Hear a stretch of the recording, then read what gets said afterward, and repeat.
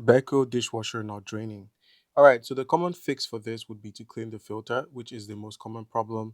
And food debris usually blocks the water flow within these filters. So, in order to fix it, just open up your dishwasher, remove the bottom rack, unscrew and take out the filter, and wash it under running water.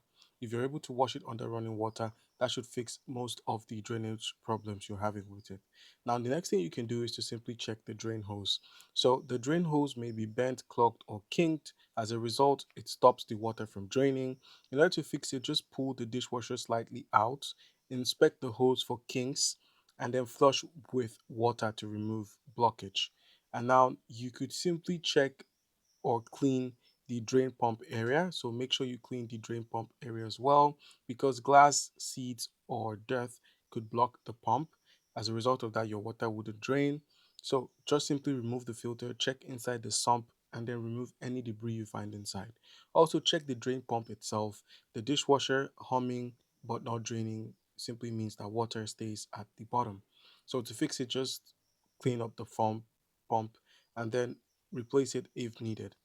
And then you could also check your garbage disposal or sink because the dishwasher drains into the sink pipes. So simply clear your sink drain, run it with hot water, use a plunger if needed, and then simply run your test cycle again and check for errors.